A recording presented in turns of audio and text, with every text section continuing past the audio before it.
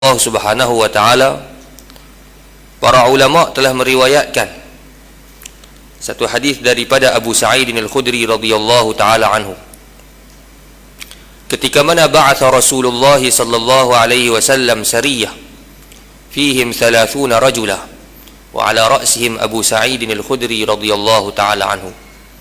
Nabi pernah mengutuskan satu kumpulan perang yang terdiri daripada 30 orang, yang di antaranya ialah Abu Sa'id Al-Khudri radhiyallahu taala anhu. Famarru biqaryatin fastadhafuhum falam yujibhum. Maka ketika itu 30 orang angkatan kecil perang ini berhenti di satu kampung. Maka mereka memohon kepada tok penghulu kampung tersebut untuk bermalam.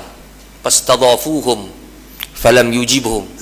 Nak bermalam di sini wahai tok penghulu, nak minta kami ni jadi tetamu bagi tok penghulu punya kampung. Kata tok penghulu, falam yujibhum, tak bagi, tak benarkan. Akhirnya Abu Sa'id Al-Khudri radhiyallahu taala anhu dan juga para sahabat yang lain terpaksa bermalam di luar daripada kampung tersebut. Mana kata bermalam di padang pasir. Faladaghathu ay ra'sal qaumi aqrabun. Tiba-tiba pada malam tersebut tok penghulu tadi kena sengat. Kena sengat dengan apa? Kena sengat dengan kala jengking. Faladaghathu aqrabun, kena sengat dengan kala jengking. Ketika itu pakat carilah siapa yang boleh berubat, yang boleh mengubati akan penyakit kena kala jengking. Pakat duk mencari siapa yang boleh berubat ni, siapa yang boleh ubatkan. Maka ketika itulah mereka duk mencari. Mereka kata barangkali tadi ni ada golongan-golongan Arab yang asal daripada kota Mekah ataupun Madinah, barangkali ada di kalangan mereka ni boleh jampi ruqyah, boleh ubat akan tok penghulu kita ni daripada sakit kena kala jengking. Lalu faja'athum jariyatun qalat inna sayyidana lamaldugh. Tiba-tiba bila Abu Sa'id Al-Khudri duduk dengan sahabat-sahabat nak bermalam, datang seorang perempuan, jariyah, hamba perempuan. Dia kata, wahai tuan Abu Sa'id Al-Khudri, sesungguhnya tuan kami ni kena sengat. Boleh tak kamu baca, kamu beruqyah ke macam mana? Boleh buat tak? Abu Sa'id Al-Khudri kata boleh, tapi ada syarat. Tengok, Abu Sa'id Al-Khudri kata boleh, tapi ada syarat. Syarat dia apa? Syarat dia, hendaklah kami dilayan pada malam ini sebagai tetamu, diberikan tempat tinggal dan juga makan minum, sampailah esok kami nak berangkat. Minta tu, kami nak bermalam di dalam kampung dan juga kami dilayan sebagai tetamu, diberikan tempat tinggal dan juga makan minum. Akhirnya tak apa, syarat ni terima asalkan tuan kami sihat, tok penghulu ni. Maka ketika itulah datang Abu Sa'id Al-Khudri radhiyallahu taala anhu arda, lalu meruqyah akan lelaki tersebut. Fasufiya biiznillah, maka diberikan kesembuhan pada ketika itu. Apa yang Abu Sa'id Al-Khudri baca? Bila baca je terus sihat, segar balik yang kata tok penghulu ni. Akhirnya diberikan tempat tinggal dan juga diberikan juga 30 ekor kambing. Bagi 30 ekor. Bukan bagi saja, bukan baca saja, bagi 30 ekor kambing. Akhirnya Abu Sa'id Al-Khudri radhiyallahu taala anhu balik dan cerita kepada baginda Nabi kita sallallahu alaihi wasallam. Dan sebenarnya Abu Sa'id Al-Khudri ni baca apa? Sebenarnya Abu Sa'id Al-Khudri radhiyallahu taala anhu baca kepada tok penghulu tu, hembus kepada tempat sakit tok penghulu tu ialah hanyalah dengan membaca surah Al-Fatihah. Surah Fatihah mulut je. Dan surah Fatihah semulut je. sihat selalu. Subhanallah. Tuan-tuan, apa yang saya nak beritahunya di sini ialah berkenaan dengan surah Fatihah. Fiha ajaib. Dalam surah Fatihah ni tuan-tuan ada keajaiban yang luar biasa. Bagaimana kalau kita tengok Abu Sa'id Al-Khudri radhiyallahu ta'ala, dia hanya mengubat pesakit dengan membacakan surah Fatihah, kerana tilik kepada kebesaran yang Allah SWT turunkan kepada surah Fatihah. Iblis alaihi la'natullah, Iblis semua kita tahu, Iblis ni makhluk yang Allah Ta'ala murka. Iblis dalam kitab-kitab tafsir, dalam syarah-syarah hadis menyebutkan bahawasanya Iblis pernah menjerit sejak daripada dia diciptakan sebanyak 4 kali. 4 kali dia menjerit. Menjerit ni penuh langit bumi, bunyi bising. Ke apa? Ke Iblis. Apa yang Iblis menjerit? Iblis menjerit ketika mana dilahirnya baginda Nabi kita sallallahu alaihi wasallam. Iblis menjerit bila? Teriak. Bila? Ketika mana dilaknat. Bila lagi? Ketika mana dia dikeluarkan daripada syurga Allah Subhanahu taala. Dan dia menjerit juga ketika mana turunnya surah Al-Fatihah. Ketika turunnya surah Fatihah, menjerit kerana geram dan kerana takut dengan apa yang akan berlaku perubahan kepada umat baginda Nabi kita sallallahu alaihi wasallam. Tuan-tuan, kalau kita tengok mengapakah Abu Sa'id Al-Khudri dapat mengubati ruqyah orang dengan hanya membaca Fatihah. Kalau kita embuih tuan-tuan, embuih Fatihah tak cukup. Kita ada embuih, Fatihah saja ustaz, tak padah dia kata ni. Tak? Kita pun topak habis macam-macam surah. Sebenarnya kalau kita tengok al-maqru syai'un wahid, yang dibaca itu benda yang sama. Apa yang kita baca dan apa yang Abu Sa'id Al-Khudri radhiyallahu taala anhu baca, apa yang bahkan baginda Nabi kita sallallahu alaihi wasallam baca, itu adalah perkara yang sama. Al-maqru syai'un wahid, yang dibaca itu satu perkara yang sama, lakin yakhtaliful qari, yang berbeza itu adalah tukang yang baca. Apa maksudnya? Maksudnya yang dibaca itu ialah sama, tapi yang baca itu, tukang baca itu lain. Kerana apa? Kerana berbeza kefahaman orang yang membaca. Kerana apa? Abu Sa'id Al-Khudri Allah Ta'ala letakkan qabul. Bagaimana Abu Sa'id Al-Khudri ditarbiyah oleh baginda Nabi kita sallallahu alaihi wasallam untuk membaca surah Fatihah dan mentadabbur ma'aninya dan memahaminya dan beramal seperti mana kehendak Allah Subhanahu wa taala. Tuan-tuan, kalau kita baca bismillahirrahmanirrahim, alhamdulillahirabbil alamin, segala puji bagi Allah Taala. Kita baca alhamdulillahirabbil alamin. Tadi semayang kita baca 17 kali sehari, kita baca paling kurang. Kita baca alhamdulillahirabbil alamin, segala puji bagi Allah Subhanahu wa taala. Tuan-tuan tahu dah Allah Taala jawab apa? Bila mana kita sebut kepada Allah alhamdulillahirabbil alamin, segala puji bagi Allah, itu adalah pujian kita kepada Allah, lalu dibalas balik. Apa yang kita sebut itu, kita tidak bercakap seorang diri sebenarnya, tetapi kita dibalas balik. Allah Ta'ala sebut kepada kita, hamidani abdi. Bila mana kita sebut alhamdulillah, segala puji bagi Allah, maka ketika itu Allah membalas balik. Kama jaa fil hadits sahih, datanglah hadis yang sahih bahawasanya Allah Ta'ala berfirman, hamidani abdi, hambaku telah memujiku. Tuan-tuan, man taqarraba ilayya shibran taqarrabtu ilaihi dhira'. Siapa yang hampir kepadaku dalam bentuk sejengkal, niscaya aku akan hampir kepadanya sehasta. Bila mana kita sebut segala puji bagi Allah, Allah Ta'ala sebut, inilah hambaku. Hambaku yang mana? Hambaku yang telah memujiku. Allah Ta'ala jawab. Bila kita sebut Ar-Rahmanir Rahim, Allah Ta'ala jawab, Ar-Rahmanir Rahim, Maha Pemurah lagi Maha Mengasihani. Apa yang Allah Ta'ala balas? Allah Ta'ala balas. Allah Ta'ala sebut, Allah Ta'ala firman, Asna alayya abdi, hambaku puji lagi, memuji demi pujian kepada aku. maliki yaumiddin. Tak, maliki yaumiddin, yang menguasai hari pembalasan. Allah Ta'ala balas, majjadani abdi, sesungguhnya hambaku telah membesarkan aku. Semua ni tuan-tuan, dia berkaitan dengan bagaimana kita memahami ayat Al-Quranul Karim. Bagaimana kita memahami, sebab itulah turun firman Allah Subhanahu wa Ta'ala, afala yatadabbaruna al-Quran.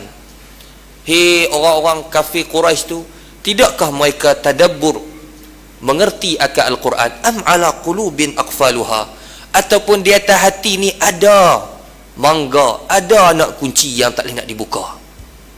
Hati ni ada apa sampai tak boleh nak tadabbur akan kalamullah, kalamur rahman, akan firman-firman Allah Ta'ala.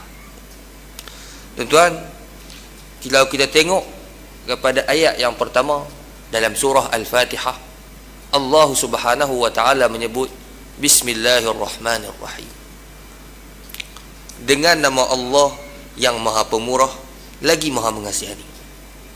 Kalau kita tengok kepada ayat Al-Quran, Bismillahirrahmanirrahim, dengan nama Allah yang Maha Pemurah lagi Maha Mengasihani.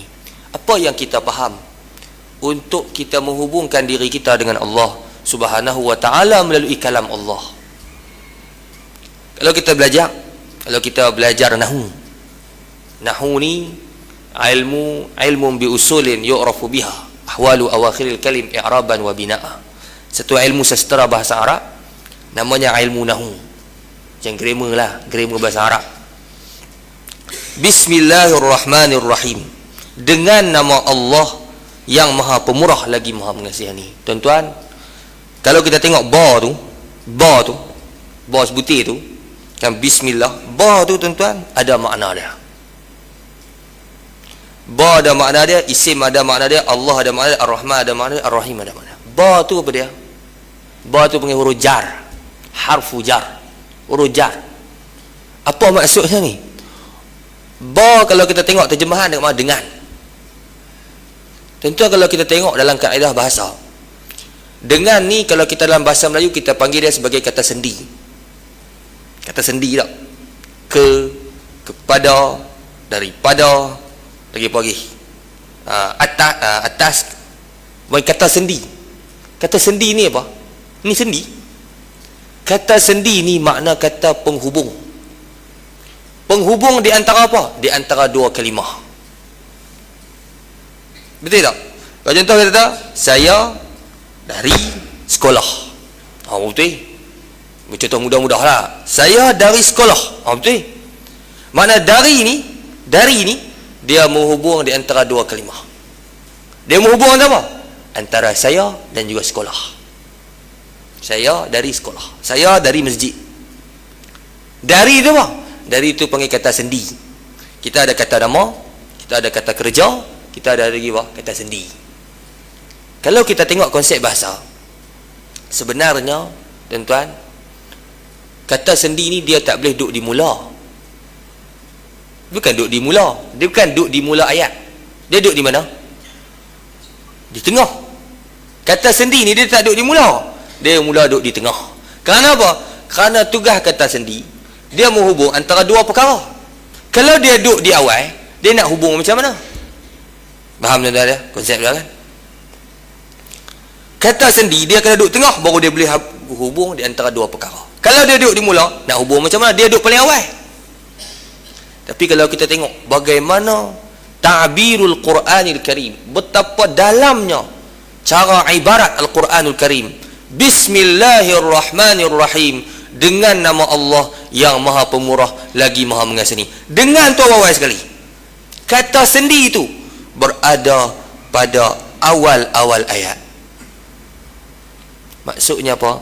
Di sana fihi syai'un mahdhuf, di sana ada yang dihazafkan, yang dibuang. Apa tu?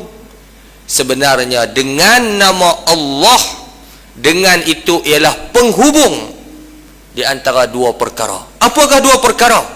Dia menghubungkan di antara nama Allah yang bismillah, dan dia menghubungkan dengan perbuatan hamba tersebut. Maka dengan ialah penghubung di antara apa? Di antara hamba dan juga Allah. Itu sebenarnya bismillah dengan nama Allah. Apa maksudnya? Sebab itu kalau kita belajar, ba ni harfu jar muta'alliq bi mahzuf, dia bergantung dengan suatu perkara yang dihazaf. Sebenarnya kita ni duk sebut bismillahirrahmanirrahim bila nak makan, bila bismillahirrahmanirrahim baca Quran, bismillahirrahmanirrahim bila kita nak buat satu-satu pekerjaan yang baik.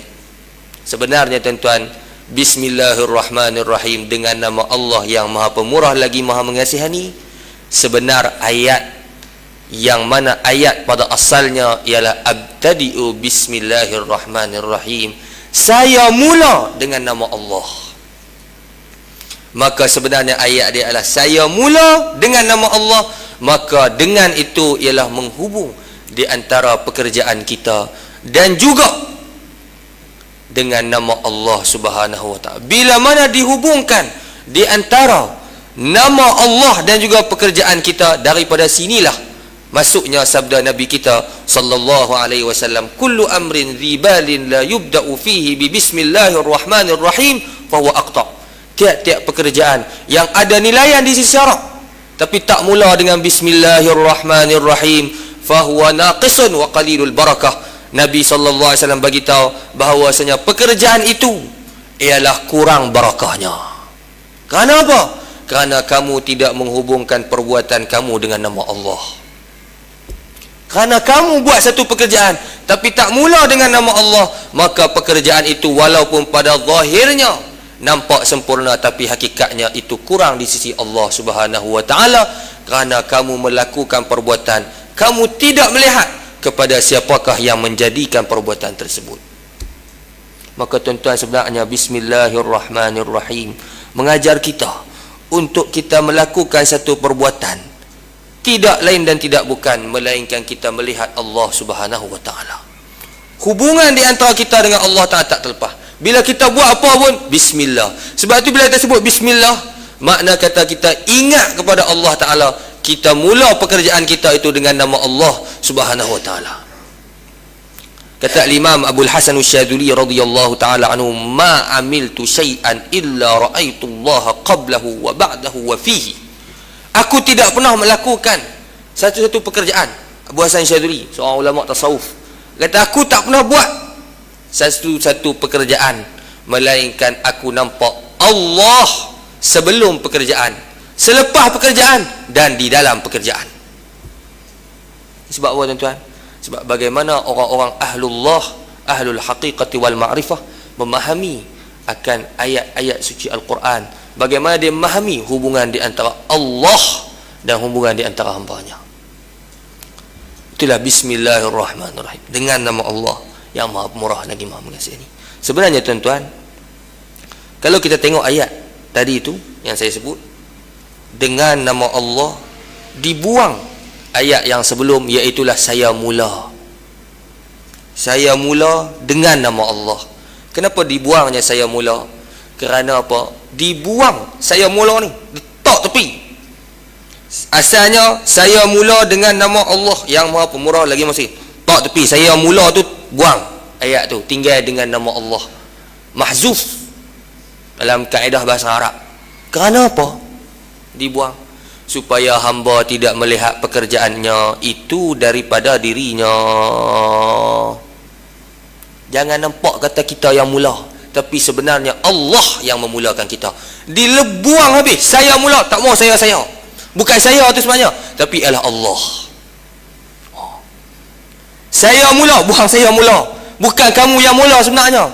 Yang memulakan pekerjaan kamu ini ialah kulluhu min af'alillah. Semuanya daripada perbuatan Allah Ta'ala. Bila daripada sini tuan-tuan, maka tidak akan hasil sifat-sifat yang tercela seperti takabur. Takkan datang. Takabur tu apa? Takabur tu rasa diri kita lebih daripada Allah. Takkan rasa. Sebab apa? Sebab kita melihat yang memberi ialah Allah. Kita hanya diperjalankan atas kita akan nikmat tersebut. Kita takkan riak. Riak ni apa? Membuat satu pekerjaan untuk selain daripada Allah Ta'ala dipertonton pada manusia, takkan datang riak. Kerana apa?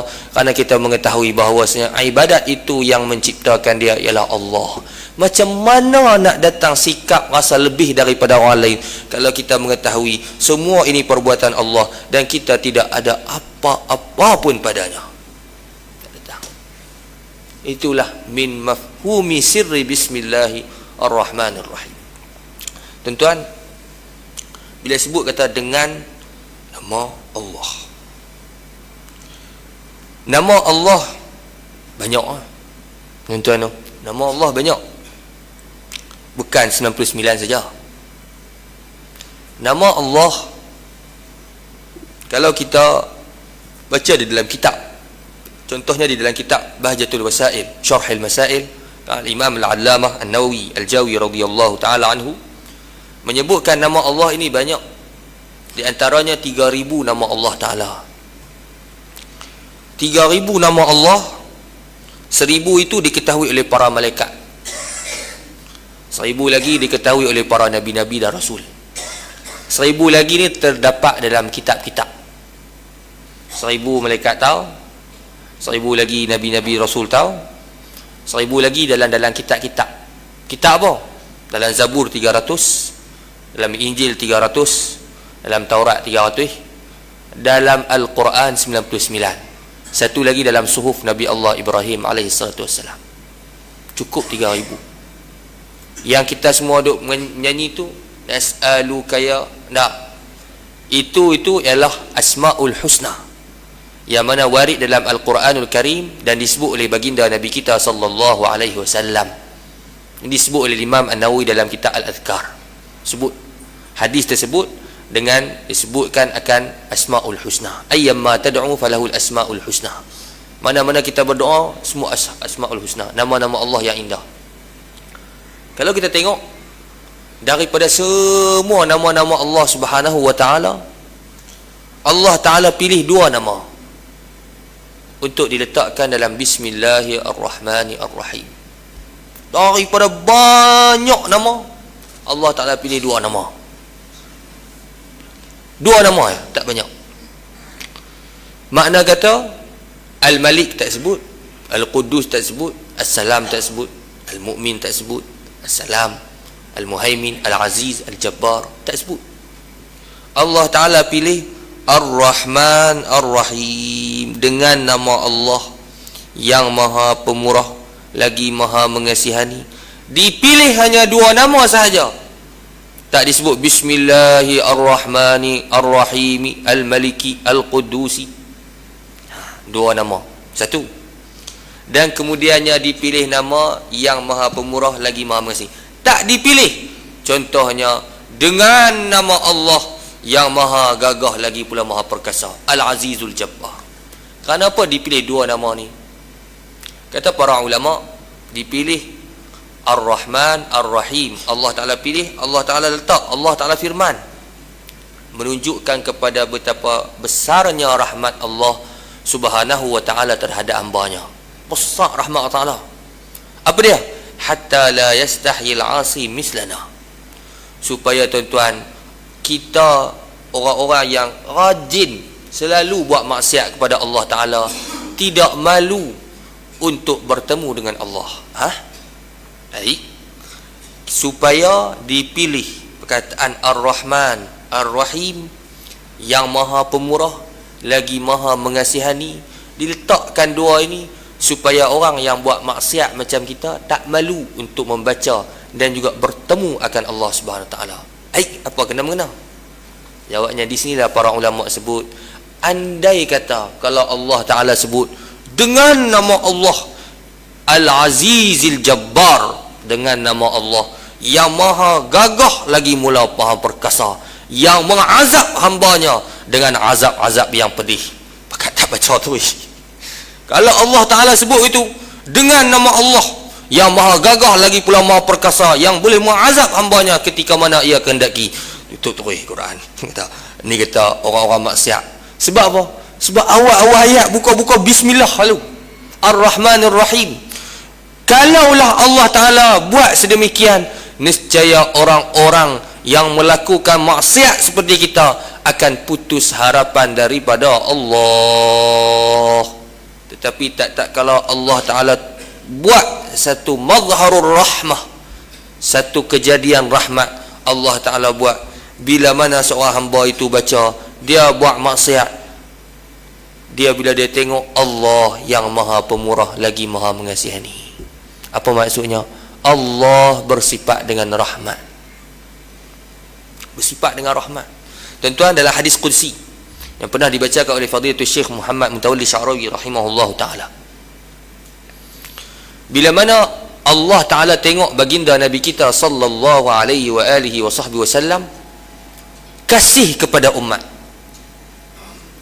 Allah Ta'ala tengok Nabi ni kasih pada umat. Sebab apa? Sebab ketika mana Abdullah bin Abdullah bin Ubay bin Salul, kalau tak salah, ketika mana dia ni meninggal dunia dan dia orang munafik, dan Nabi semayang atas dia, dan Nabi berdoa sampai Sayyidina Umar kata, ya Rasulullah innahu minal munafiqin. Ya Rasulullah, hendak doa apa pada dia ni? Dia daripada kalangan orang munafik, satu-satunya orang munafik yang Nabi semayang atas dia.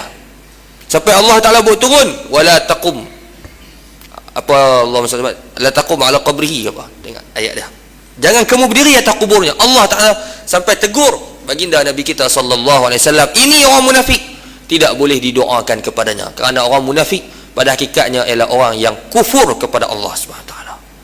Ketika mana Allah Ta'ala melihat bagaimana Nabi kasih kepada umat, hatta kepada orang munafikin, apa yang Allah Ta'ala sebut pada Nabi?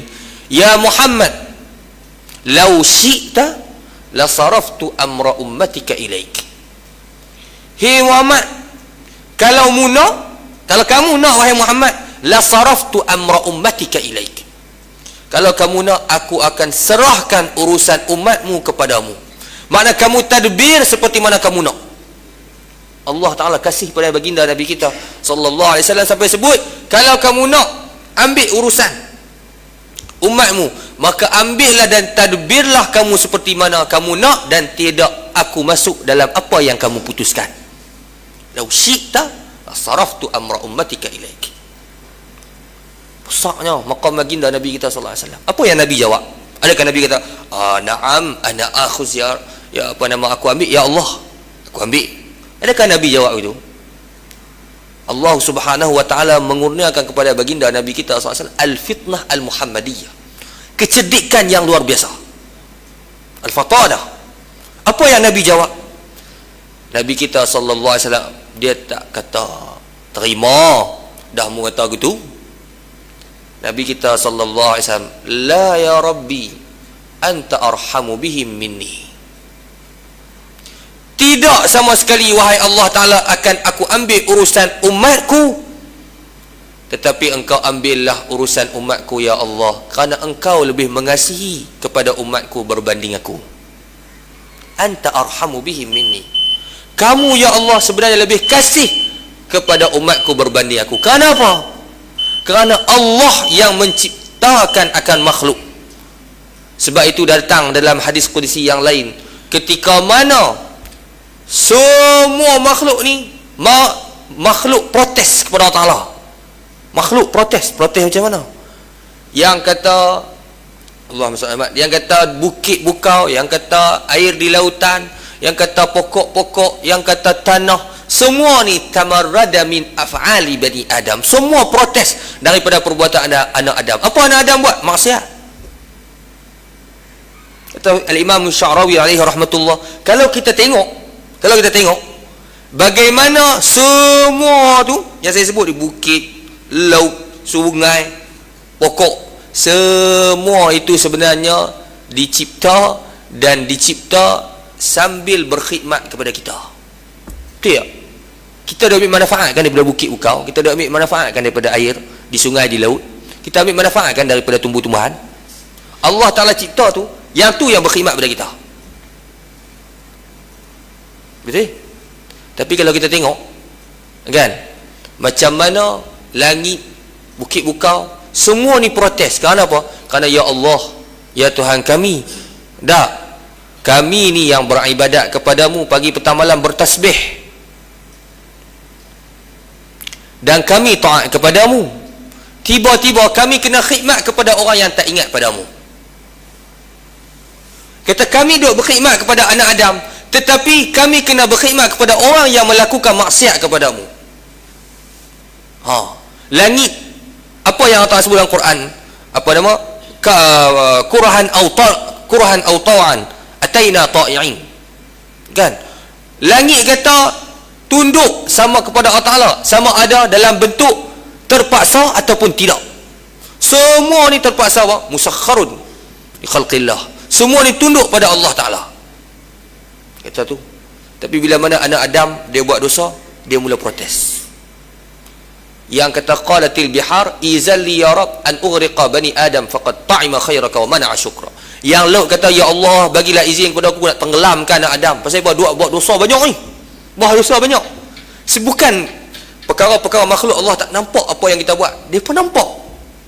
Sebab tu tuan-tuan, kalau Allah Ta'ala buka hijab kita, jadi gila. Jadi gila je no, jadi pening. Tuan-tuan nak sembahyang, tiba-tiba kita dengar apa? Tasbih daripada batu, tasbih daripada kapek, tasbih daripada tanah. Kan dia lah tuan-tuan. Duduk berjalan tu, kita bawa kereta, duduk dengar tengah-tengah malam, duduk dengar bunyi pun kita takut. Kalau Allah Ta'ala buka hijab, dengar habis. Al-kaun yusabbihu lillah. Yang mana kejadian ni pakat duduk bertasbih Allah Ta'ala. Yang kata laut ni kata, ya wahai Tuhan, bagi izin pada aku nak tenggelam anak Adam, faqad ta'ima khairaka wa mana'a syuk. Mereka ni ya Allah telah mengambil kebaikanmu lalu telah alpa dan juga telah maksiat kepadamu. Guna nikmatmu buat maksiat. Hak bukit pula, qalatil jibal izalli ya rab an asquta an asquta ala bani Adam. Yang kata bukit pula, dia kata, ya Allah, bagi aku hempap atas anak Adam. Yang langit pula kata, izalli ya rab an asquta kisafan ala bani Adam faqad ta'ima khairaka wa mana'a syukra. Bagi juga izin pada aku ya Allah, bagi jatuh berkeping-keping atas kepala anak Adam. Faqad ta'ima khairaka wa mana'a syukra. Depa ni telah mengambil akan kebaikan, tapi depa lupa kepadamu. Adakah Allah Ta'ala boleh? Sila. Dah nak hempap sangat anak Adam, hempap. Tuhan tak kata tu. Apa yang Tuhan kata sebut? Tuhan sebut satu perkataan. Allah Ta'ala sebut, Allah Ta'ala firman satu perkataan yang sangat indah. Sebut kepada semua makhluk-makhluk yang pakat protes ni. Allah Ta'ala sebut, lau khalaqtumuhum la rahimtumuhum. Kalaulah kamu bukit, kamu air laut, kamu tumbuh-tumbuhan, kamu wahai langit menciptakan anak Adam, niscaya kamu akan merahmati anak Adam seperti rahmatnya aku kepada mereka. Lau khalaqtumuhum la rahimtumuhum. Kalau kamu cipta mereka, niscaya kamu akan rahmat pada. Sebab apa kita, contoh kita ada dua orang, Zaid dengan Omar. Kenapa Zaid kita kasih lebih? Rupanya Zaid itu sebab anak kita. Omar bukan anak kita. Omar tu anak orang lain, anak kawan kita. Tapi kenapa kita rasa lain? Sebab dia ibnun intasaba ilaina, anak kita. Anak kita sudah daripada sulbi kita. Kalau itu bukan kita cipta, anak tu bukan kita yang cipta, tapi anak itu ialah kita bagi sebab bagi kewujudannya. Itu pun kita kasih sampai tak mau-mau, apatah lagi kalau kita yang menjadikan anak tersebut. Lau khalaqtumuhum la rahimtumuhum. Wahai segala makhluk-makhluk, kalau kamu cipta anak Adam, kamu lebih kasih kepadanya.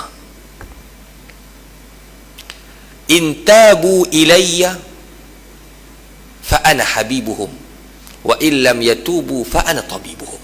Allah Ta'ala sebut, hei segala bukit bukau, hei segala langit-langit ni nak beritahu, kalau anak Adam itu taubat kepadaku, maka akulah kekasihnya. Aku kekasih. Kalau tak taubat ya Allah, kalau tak taubat, akulah doktor yang akan merawat segala penyakitnya. Hazam madhhar rahmah. Allah Ta'ala buat semua ni daripada mafhumir rahmah, mafhum daripada kasih sayang Allah Subhanahu Wa Ta'ala terhadap hambanya yang dipahami daripada Ar-Rahman Ar-Rahim. Bismillahirrahmanirrahim. Dengan nama Allah yang Maha Pemurah lagi Maha Mengasihani. Ada lagi perbahasan banyak lagi, kalau saya nak boleh hurai banyak lagi, tak apa. Ar-Rahman Ar-Rahim, yang mana perbezaan di antara Ar-Rahman Ar-Rahim itu insya-Allah pada masa-masa akan datang, insya-Allah. Moga-moga ada lagi pertemuan akan datang untuk kita membahaskan lagi.